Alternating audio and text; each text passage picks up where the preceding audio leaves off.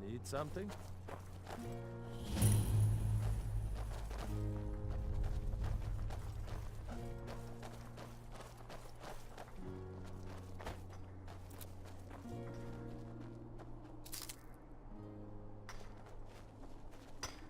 Aye.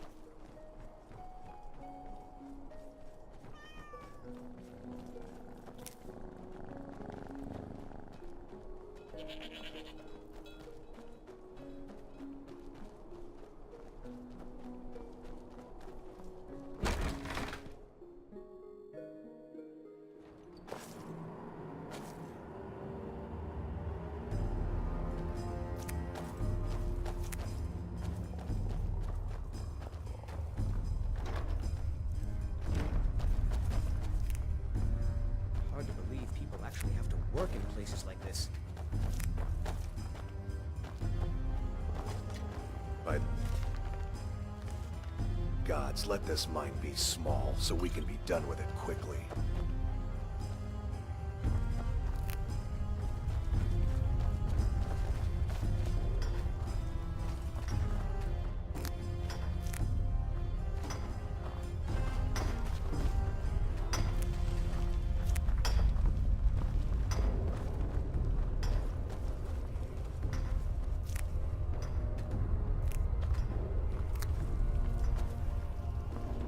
Every orc learns the heavy labor of mining.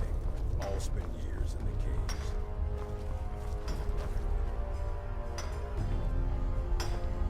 An outsider? No reason to stop in Kynesgrove. Keep moving. The mine's always on the verge of collapse. Good thing I'm around to keep it up. Nosy one, huh? I was a mage back in Morrowind. I lend my talents to the mines here, helping them keep the tunnels safe. By Azura, it gets hot in there. I use frost salts for a potion to keep the heat bearable, but I'm out. If you want to go to the trouble, feel free. I suppose I could offer you a bit of free alteration training when you get back.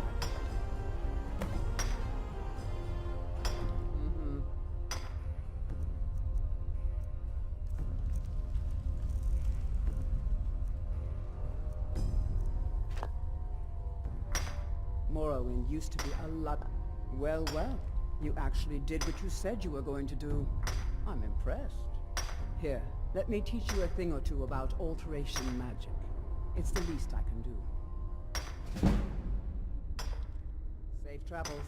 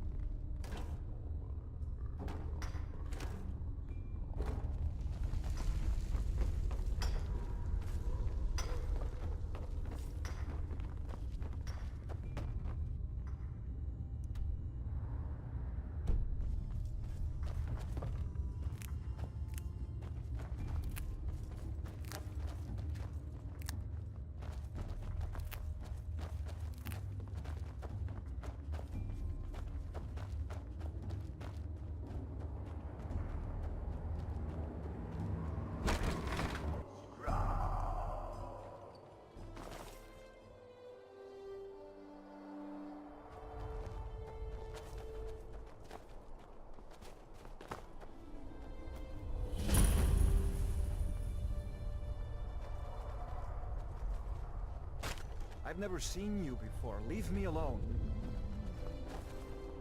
Huh? Another wanderer, slumming it on your way to Windhelm. Watch what you're doing. You want something from me? Wouldn't even be here if it weren't for my idiot sister.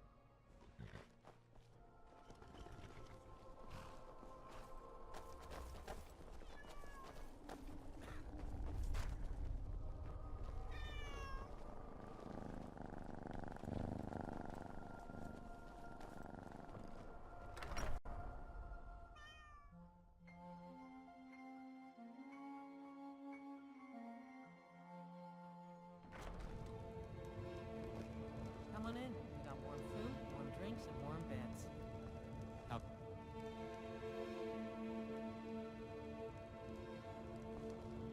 It's a fine day with you around. With 3 bears down, the orc did frown, and bid the elf goodbye. For none could know, 'twas not for show, and someone had to die. Who says I've settled down? What do you want? I think this is yet Come to another gawk at the Night of Thorns? quite happy. Well, here That's I just am, it. If she's for not your happy, viewing there's pleasure. I haven't found my special someone yet, but Where's my dignity? Why, it's in Cyrodiil, where I left it, in the blood-stained robe of the Countess of Shadenhall. The same Countess who held me close to her side like a maiden clutches a rose. I am that most unworthy of fiends, you see. A liar, a betrayer, a turncoat. Pity, incompetence. I should have been tortured, dismembered, and then paraded around the city on a spike. But the court chose exile. Something about my years of service and the countless heroic deeds I did on behalf of the kingdom. Bah!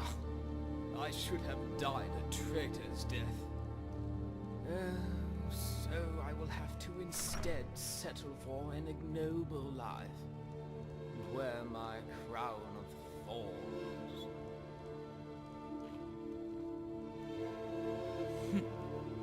Some called me the White Rose, a paladin in pure white armor, said to be painted by a soul that was the very same. I deceived all of Cyrodiil with my feats of valor. The liberation of Fort Farragut, the vanquishing of the warlocks of Quickwater Cave. All a ruse, an unctuous gambit to earn the trust of the fair Countess. Then, without cause, motive, or provocation, I stabbed her in the chest. Thank the divines, the steward was there to witness the entire deed, and to provide the Countess with the health potion that saved her life. Of course, he never saw my face. Huh? But there was no mistaking my armor, and no mistaking the petals of blood that stained its chest plate. So it was obviously I who, jealous over her love of the Count, clumsily stabbed the woman I was sworn to protect.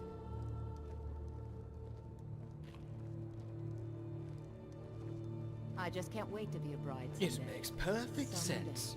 Yes, the Countess is an old and decrepit woman.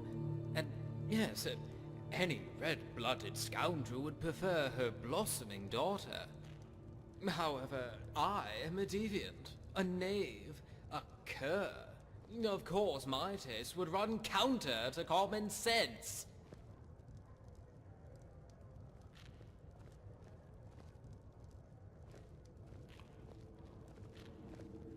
What are you suggesting?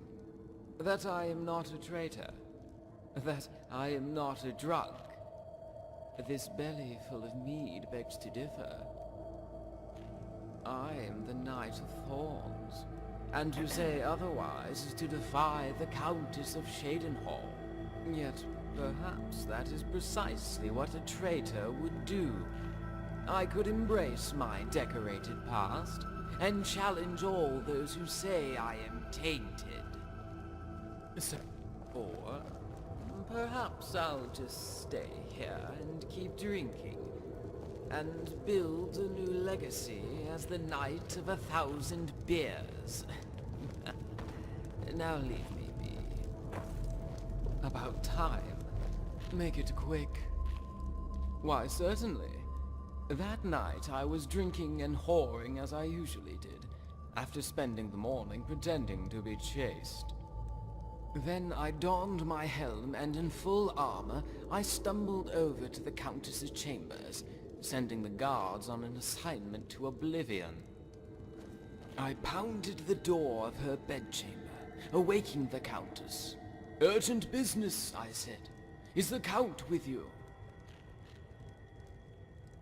She told me the Count was in Bruma, discussing some sort of territorial dispute over the Countess's buttocks.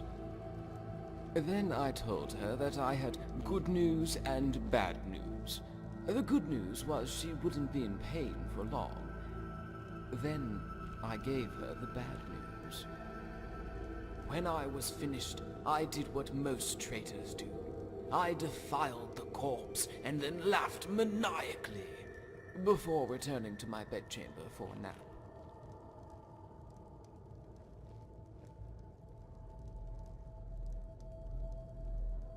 Oh?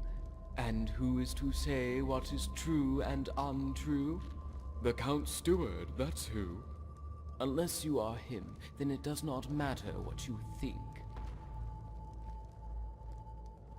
Why indeed? Why not my ancestral home of Morrowind? The land which the Countess herself assured I would be escorted to. Important deliveries to make. No time for chatting. I found myself being marched up the face of the mountains, blades of snow slicing against my brow. Pure accident that my brothers and sisters, members of the Order of the Rose, ushered me down an unmarked road and tossed me into a tiny alcove. I remember chipping a tooth when I hit the ground. The dirt was frozen solid, so hard that even the wormwood refused to grow. Yet what it lacked in flora, it made up for in bones. It was an ogre's hunting grounds, and my grave. I laid in that fallow pit for an entire night, waiting for my death, welcoming it. And then, as the hour grew darkest, I thought the snow had finally begun to recede. Only when I looked up, I found it had gathered on the back of the biggest, ugliest ogre I had ever seen. Yes, A fitting end for a gutless turncoat like myself, helplessly squirming in the bowels of some mammoth beast. But my executioner failed to comply. It seemed even the ogres found my duplicity in poor taste. The dumb brute stared at me for what seemed like hours, before letting out a grunt and chewing on the goat carcass that he dragged to the alcove. If that wasn't humiliating enough, he proceeded to tear out a chunk of flesh and offer it to me like I was a pet. I lacked the courage to refuse. I sank my teeth into the meat like a feral dog, and let its blood restore my vitality. Rather than face my death with honor, the next morning I used that strength to flee north, crossing the border to Skyrim. Yes, that was an order founded by a previous count, Farwell Indaris, one of the heroes of the Oblivion Crisis. At one point, however, one of his descendants, who disliked the thorny sigil, decided to alter it to suit her tastes. She was fond of roses. So the Knights of the Thorn became the Order of the Roses, fighters chosen as much for their incorruptible honor as their skill in battle. We swore an oath to more than the count. We swore to uphold the very essence of virtue. We were the unsullied, the unspoiled. Every single member arose without a thorn. That is who you speak with. An elf who betrayed not just the Countess, not just her ancestors, but the very ideal of what a knight aspires to be. We did more than obey the laws of gods and men. To fight lust, we swore an oath of celibacy. To fight indolence, we promised to be punctual. To fight passion, we refused to drink. And to fight greed, we often shared our spoils with the townsfolk. We were more than just honorable, more than mere knights. We were immaculate. Emphasis on the word were. The Knight of Thorns does not smell like a rose. He is a poisonous vine, and his touch is venom.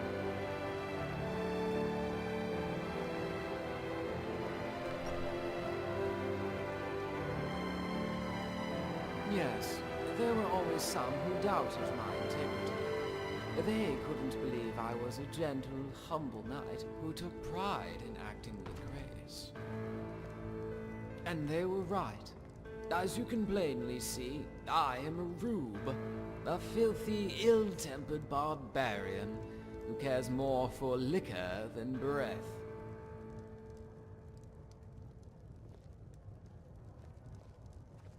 About time. What now? Yes? Yes? Take a look.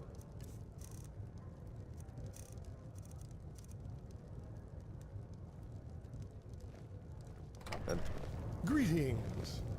Greetings. A fine day to you.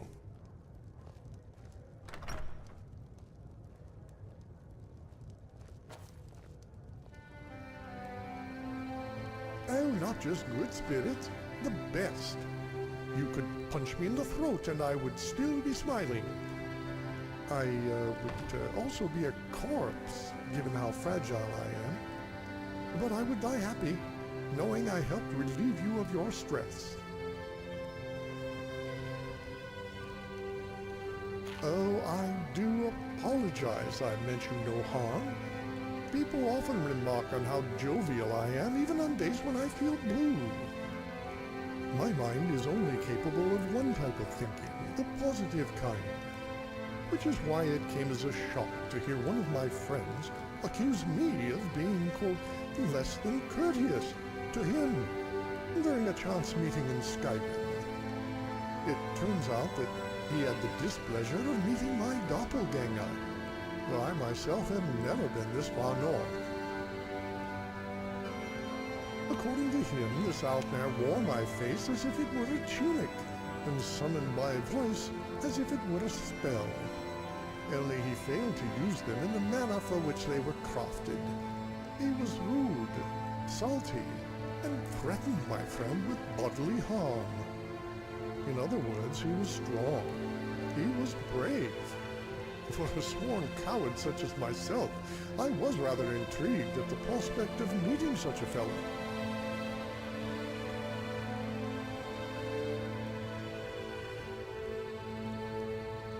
And by all accounts, she is guilty, if her mirror opposite is any indication. Do you mean separated at birth, like in the mirror? That would be something. Berdier-Weyans is my favorite author, after all. I have always wanted a seventh brother. No offense to the 6 I already have. They are all wonderful. However, lately, I have been entertaining another theory. What if we weren't separated by birth, but by choice? What if we're the same person, having led different lives?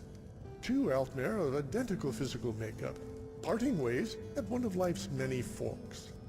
The result is two vastly different personas, Skyrim having shaped him as much as the Somerset Isles have shaped me.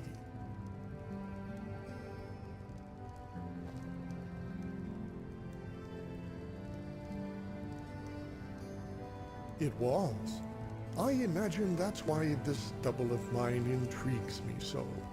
At the end of the Great War, I was offered a great opportunity. It was a high-ranking position at the Thalmor Embassy in Hafengar. Only I turned it down for the sake of my family. Not a regret, but a curiosity. It was decades ago that I received that promotion to serve in Skyrim as an emissary to the High King. I rushed home to my wife that night, eager to tell her the big news. She said she had the same. I told her to go first. She always did. Had I went first, maybe I wouldn't own a spice shop in the Shimmerine, or know the names of every passerby who comes to greet me on Sunday morning. I wouldn't have those days on the beach with my son, wishing I could bottle up his laughter as if there were nothing more precious in the world. It all changed when my wife went first, when she brought my hand to her stomach and I felt it kick. At that moment, I forgot what I had come home to say. I didn't want him to grow up around war, so I left the Thalmor to start a spice business. It wasn't easy with the embargoes imposed by Hammerfell. The choice I made left me with little money, long days, and sleepless nights. And yet I have never felt so wealthy.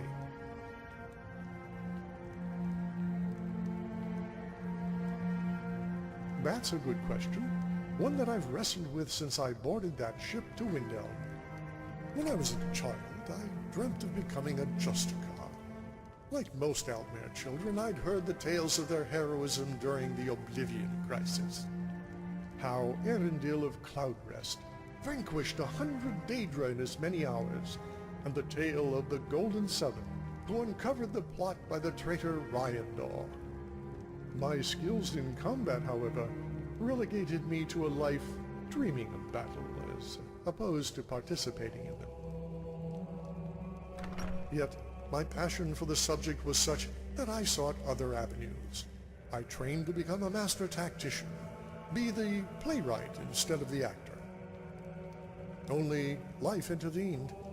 I knew I couldn't raise my son in a foreign land, and I could never abandon him the way my father abandoned me. Still, I can't help but wonder how my life would be different had I been free to pursue my dream. In truth, stranger, I have not come here to validate my own choice. I have come here to validate his. Yes, he was staying here at the Braidwood Inn. That's why I get nervous when the doors of the inn swing open. None more so than the first time. I thought, how would I introduce myself? Would I even recognize him? How many of us would recognize our own face if we saw it outside the mirror? It was silly in retrospect. With the war, trying to find a Thalmor in Eastmarch is like picking your nose to wipe your bottom. So I decided instead to enjoy the ambiance. I found a table and looked up at the vaulted ceilings. All that space, and the inn still feels cozy. I was curious as to how they light the chandeliers, given how high they are, so I called the innkeeper's wife over to ask her. Yet, before I could say anything, the first words out of Idra's mouth were, "Oh, you're back. Do you want the usual?" I nodded yes, and sheepishly hid my face in my shoulders as she brought a pint of black briar mead and a salmon steak. On the contrary, it was the most delicious mead I had ever had the pleasure of tasting. Something about the honey they use here, simply magnificent. The salmon steak was quite delectable as well, and the portions were just enough to be filling without making me sluggish. It was then that I realized my doppelganger and I share more than just a face. I wonder if he too has a deep, inexplicable fear of owls.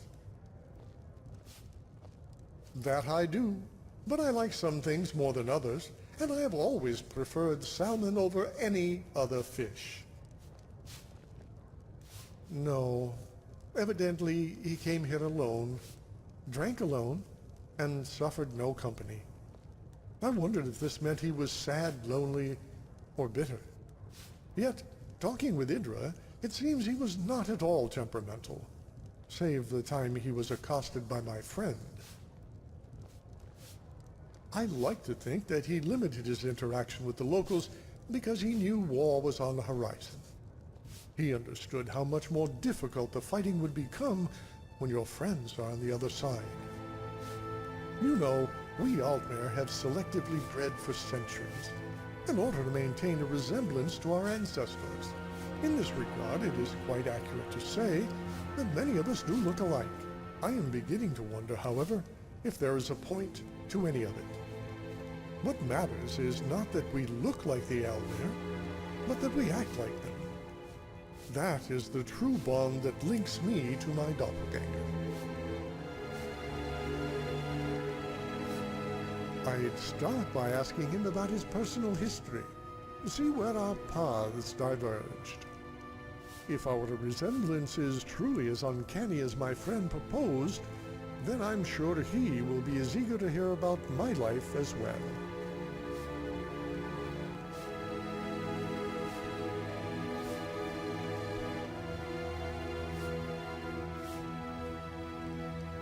Life is strange, my good friend. Life is strange. It takes us places we never thought we'd go, and away from the places we always thought we'd be. They call the dark elf a stone weaver, for she knits the mind together like a quilt to ward off the heat from the surrounding earth streams. I have yet to meet her or learn her name.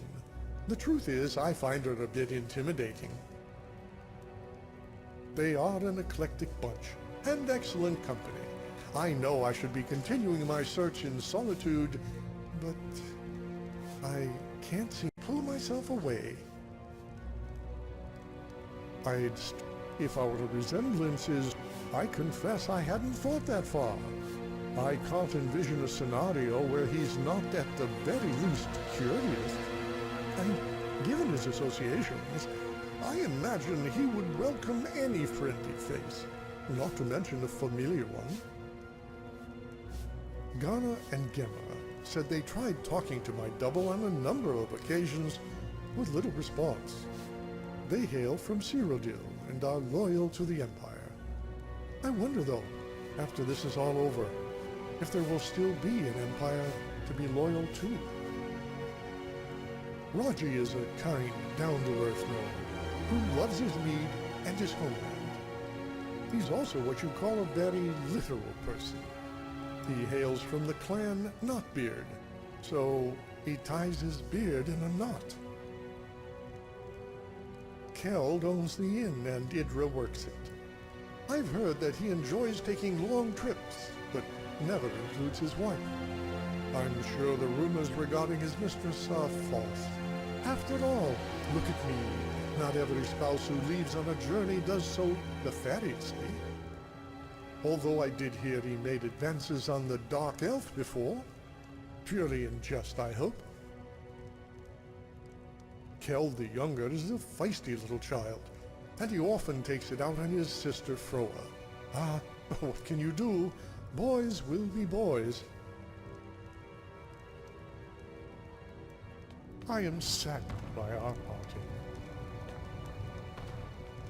Poor Rogi. If you're feeling charitable, buy the Nordham mead. He's good for it. He's been in Kynesgrove forever. Great storyteller. Keeps everyone's spirits up. Owes me a lot of coin for drinks. I keep telling him not to worry about it, but he's got the stubborn Nord blood. Damn fool doesn't have the coin to pay me back, so he just beats himself up over it, and then he gets thirsty and it cycles all over again. If you could convince him that I don't care about his tab, it'd certainly make me feel better. Of course.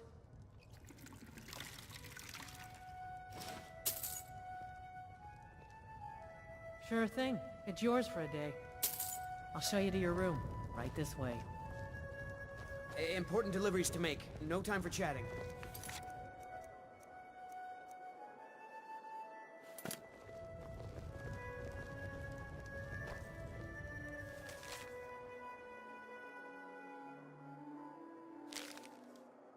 Get your thieving hands off that. Let me know if there's anything else you need.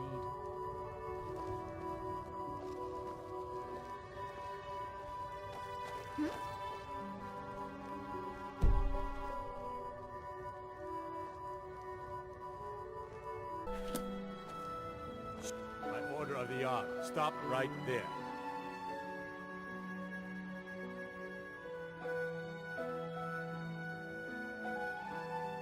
Well, maybe just this once, but there's still a price on your head. Better make yourself scarce, or we'll have to do this little dance again.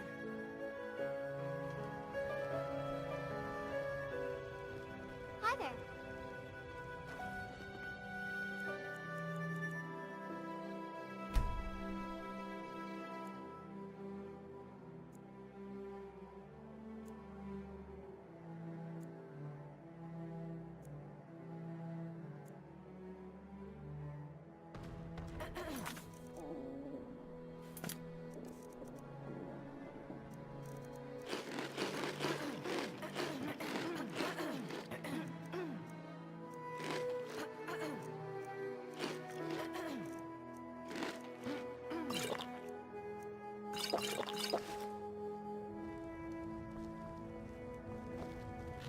Important deliveries to make. No time for chatting.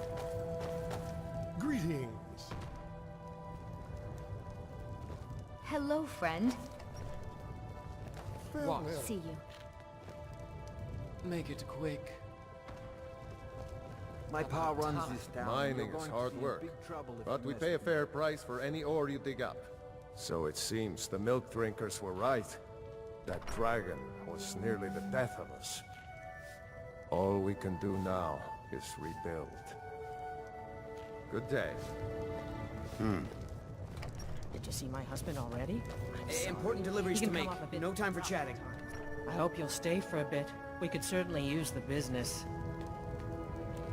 All right then.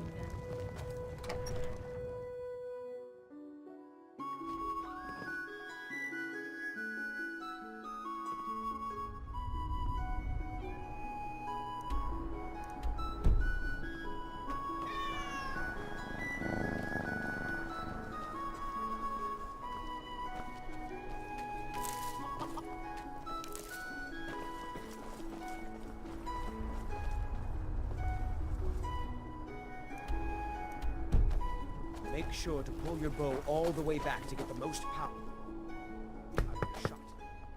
It will be a good day. Someone there? I can feel it in my gut. Make sure to pull your bow all the way back to get the most power out of your shot.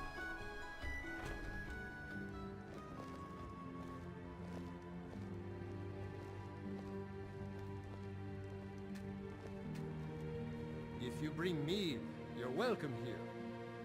Even if you don't, you're still welcome. Well, a lifetime of study, you might say. The best comes from Riften, but I haven't been there in years. Ever tried making your own? It's, not easy, trust me. Yes, I've wandered a bit, but I always come back to Kynesgrove. My clan was one of the first to settle here. Legend says that my forefather Lena discovered the mines after he stumbled into a dark cave to relieve himself. Too much mead. Of course, there's another story of Lena losing the family shield in a different cave. So it depends on who you believe. According to my grandfather, at least, he swore that version of the legend was true. Even found the cave old Lena stumbled into. Hey, if you find it, I could show you some of the clan's favorite fighting moves. They're all shield techniques. What do you think I am? A beggar? My family has always paid back every single coin we owed, going back to Tiber Septims' time. I guess you're right. A Nord shouldn't be so proud to turn down a kind soul's generosity. Tell Idra I'll be fine. Hopefully that story about Lena's shield is true.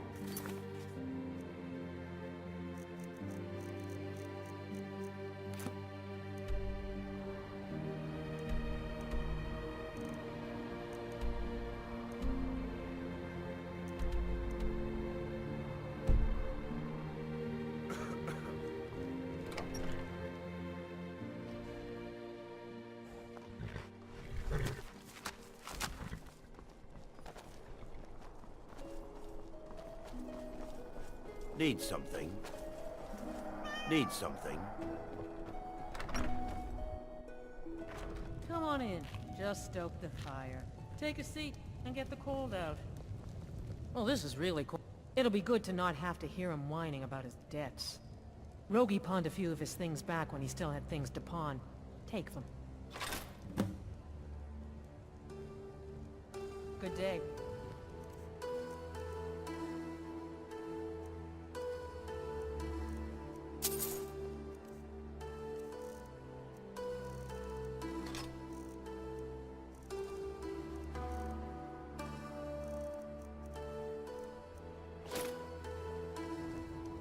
I visited the meaderies of Riften once as a lad.